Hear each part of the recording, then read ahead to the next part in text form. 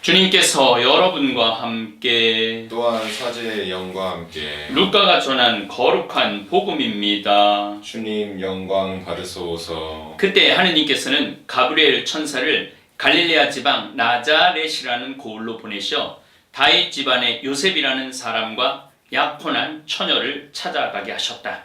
그 처녀의 이름은 마리아였다. 천사가 마리아의 집으로 들어가 말하였다. 은총이 가득하니여 기뻐하여라. 주님께서 너와 함께 계시다. 이 말에 마리아는 몹시 놀랐다. 그리고 이 인사말이 무슨 뜻인가 하고 곰곰이 생각하였다. 천사가 다시 마리아에게 말하였다. 두려워하지 마라, 마리아야. 너는 하느님의 총애를 받았다. 보라, 이제 내가 잉태하여 아들을 낳을 터이니 그 이름을 예수라 하여라. 그분께서는 큰 인물이 되시고 지극히 높으신 분의 아드님이라 불리실 것이다. 주 하나님께서 그분의 조상 다윗의 왕자를 그분께 주시어 그분께서 야곱 집안을 영원히 다스리시리니 그분의 나라는 끝이 없을 것이다. 마리아가 천사에게 저는 남자를 알지 못하는데 어떻게 그런 일이 있을 수 있겠습니까? 하고 말하자 천사가 마리아에게 대답하였다. 성령께서 너에게 내려오시고 지극히 높으신 분의 힘이 너를 덮을 것이다. 그러므로 태어날 아기는 거룩하신 분 하느님의 아드님이라고 불릴 것이다. 내 친척 엘리사벳을 보아라. 그 늙은 나이에도 아들을 잉태하였다. 아이를 못 낳는 여자라고 불리던 그가 임신한 지 6달이 되었다. 하느님께는 불가능한 일이 없다. 마리아가 말하였다. 보십시오. 저는 주님의 종입니다. 말씀하신 대로 저에게 이루어지기를 바랍니다. 그러자 천사는 마리아에게서 떠나갔다. 주님의 말씀입니다. 그리스도님 참미합니다. 참 예수님, 우리 다볼사이버 교우들 오늘 3월 25일 굉장히 중요한 날입니다. 왜냐하면 3월 25일에 10달을 더하면 12월 25일이 됩니다. 그러니까 오늘 정말 수태된 임신이 예고된 거죠. 그래서 3월 25일이 우리한테는 엄청나게 중요한 축일입니다. 그래서 오늘은 사순시기의 한가운데 있지만 대형방송, 사도신경 다 있습니다. 우리 사랑하는 다볼사이버 교우들, 하느님이요 아브라함을 선택하셨죠. 그리고 이스라엘 백성을 선택하셨죠. 구원의 그 긴 준비, 거의 2000년 동안의 준비가 있었어요.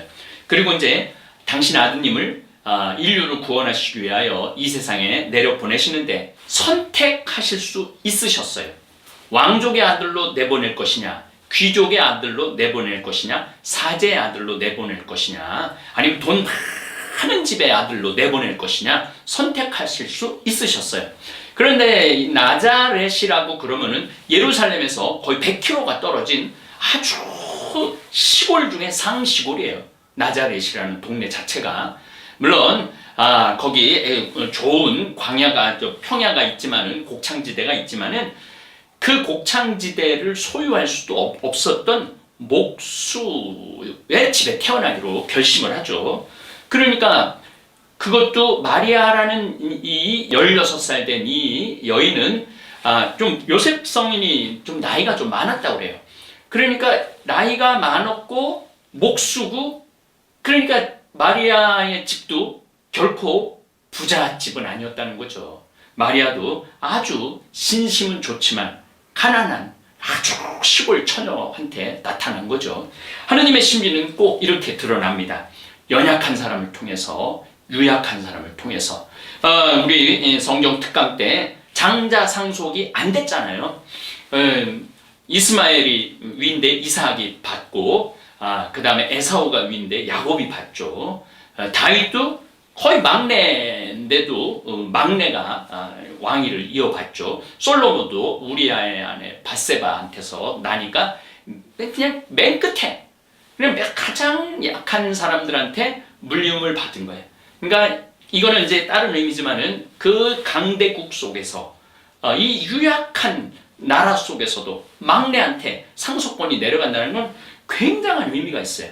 그래서 예수님이 이 세상에 오신 것은 아주 유약한 집안에 태어난 거죠. 가난한 집에.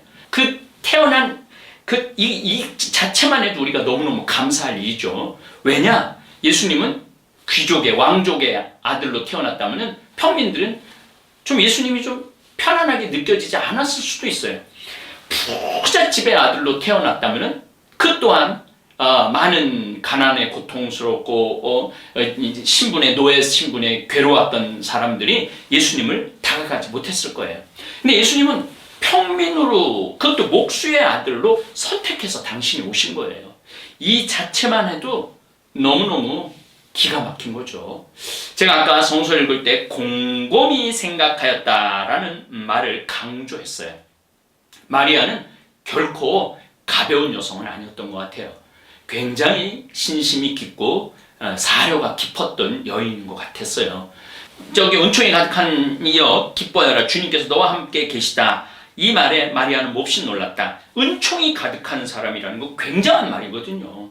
그러니까 이게 무슨 말이지? 곰곰이 생각한 이 마리아의 이런 모습을 이렇게 보면은 참 아름다운 여인이라는 생각이 정말 많이 들어요. 이 아들한테 제가 사랑의 불시착에서 도치순가 누구하고 그 여자 주인공하고 까였다 뭐 그런 표현을 많이 북한 쓰는 말을 쓰는데 예수님한테 성모님은 여러 번 까이세요.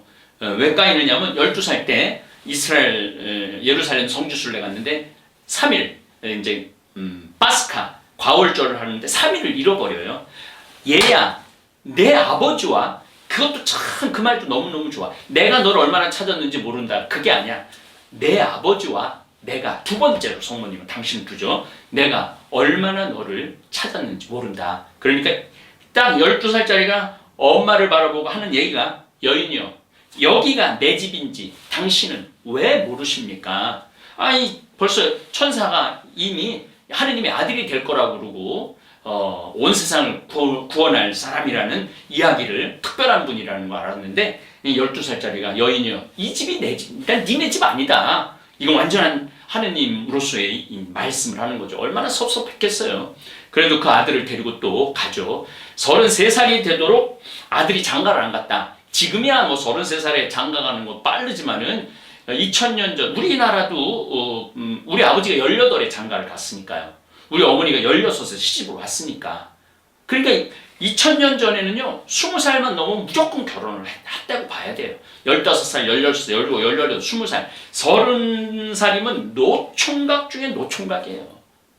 노총각 중에 노총각이 장가도 안 가고 어느 날 갑자기 이 목수가 어부를 제자로 끌고 다니면서 사람들이 미쳤다고 그러니까 이제 아들을 보려고 이제 온 거죠. 노총각 아들을 보려고 온 건데 그러니까 예수님 30살 때 성모님 46인 거죠. 16살이니까.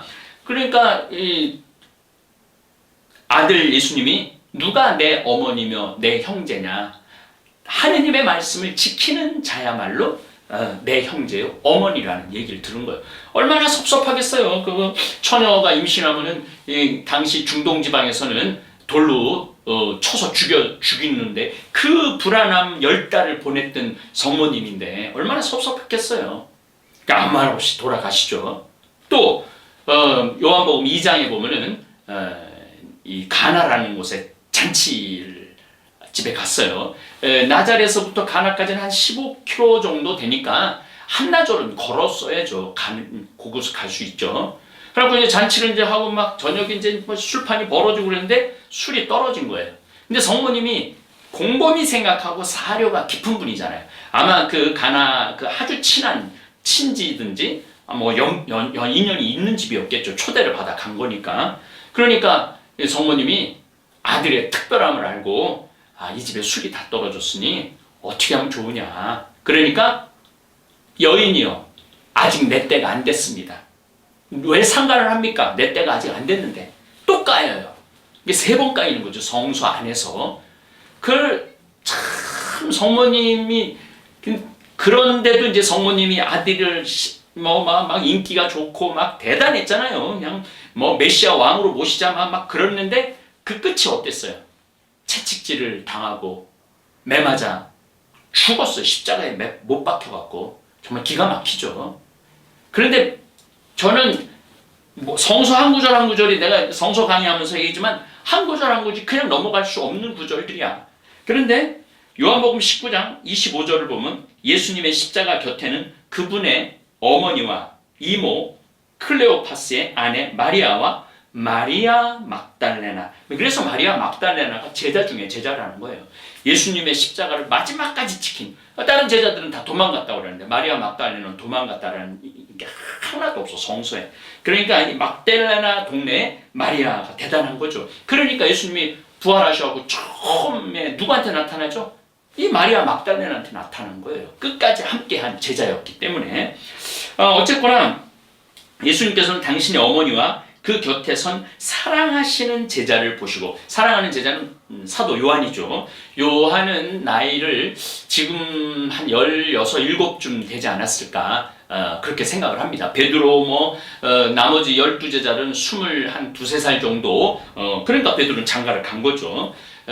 그리고 63년, 64년에 각각 바오로, 베드로 다 로마에서 목 잘려주고 십자가에 거꾸로 죽으니까 4-5살까지 살다가 세상을 떠났다고 봐야죠. 근데 그 베드로 첫 번째 제자를 불러서 이야기하지 않았어요.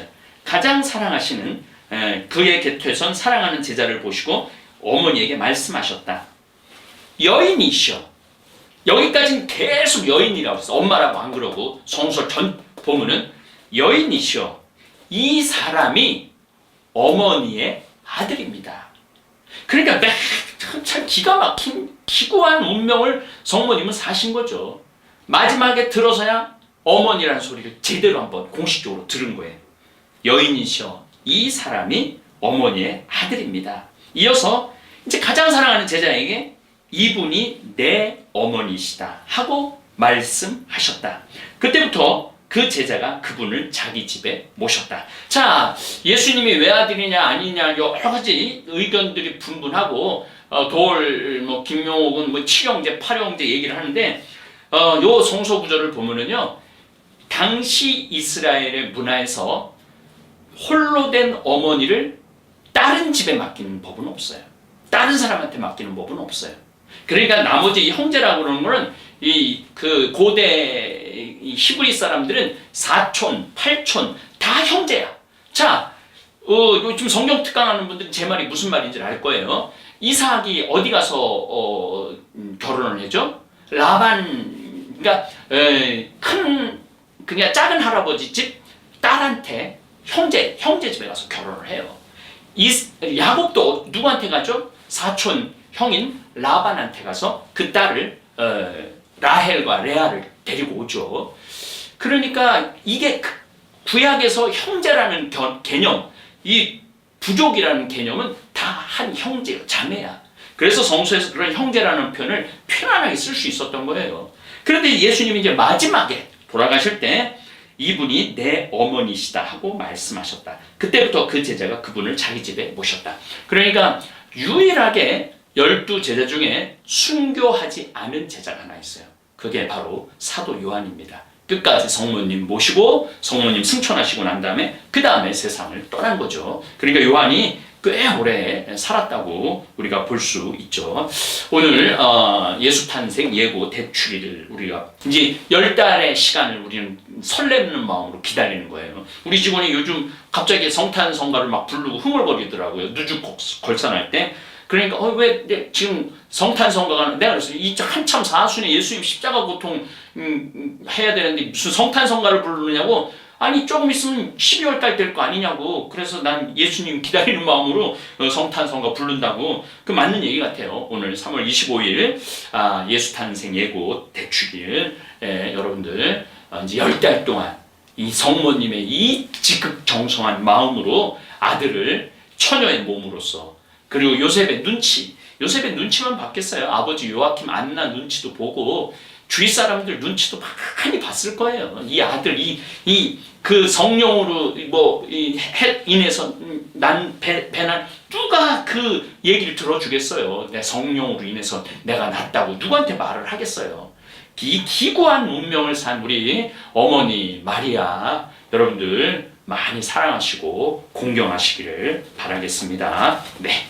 우리 개신교 우리 성도들이 성모님에 대한 공경이 거의 없죠. 그런데 그건 정말 잘못된 신앙입니다. 예수님을 그렇게 힘들게 기르시고 예수님을 마지막에 십자가에 내려 안으신 성모님 여러분들, 제 이 강론 개신교 성도들이 많이 듣는 걸로 알고 있는데, 성모님을 비하할 이유가 뭐가 있어요? 예수님을 낳아서 기르시고 마지막 죽음까지 함께 하신 어머니인데, 저는 가끔 우리 생태마을로 전화해갖고 우리 수원에 있는 어머니한테 용돈도 보내드리고 먹을 것도 보내드리는 분들이 꽤 많아요.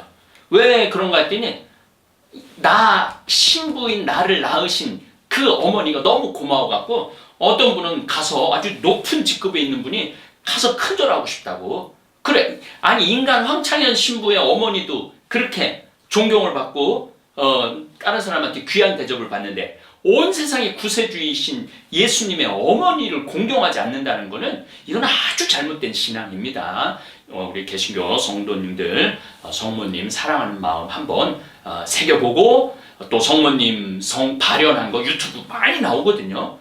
세계 곳곳에서 발현한 성모님 발현 이렇게 쳐보세요. 그러면은 많이 성모님이 인류를 위해서 얼마나 인류 구원을 위해서 기도하는, 우리는 성모님을 신으로 모시지 않습니다. 하느님하고 동등하게 절대 생각하지 않습니다. 성모님에게는 어떤 신성도 없습니다. 성모님은 오로지 인간입니다. 처녀입니다. 그러니까 그런 육적인 어머니 여러분들 공경하는 마음 가지신다면 여러분들도 훨씬 풍요로운 신앙생활 할 수 있을 거라고 생각을 합니다.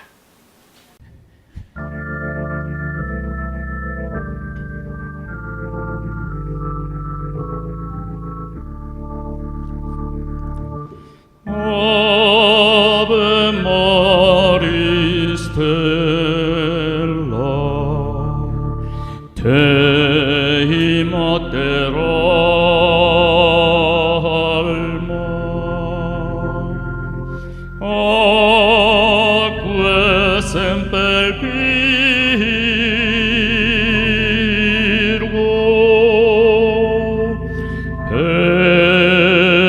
Perlis Celli porta.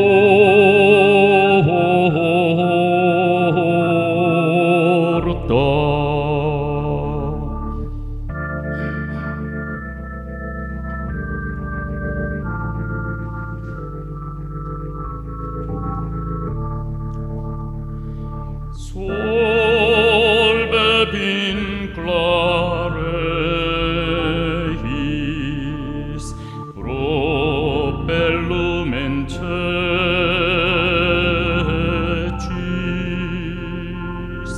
mala nostra pelle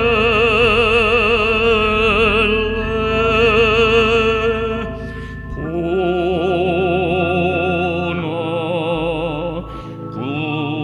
punta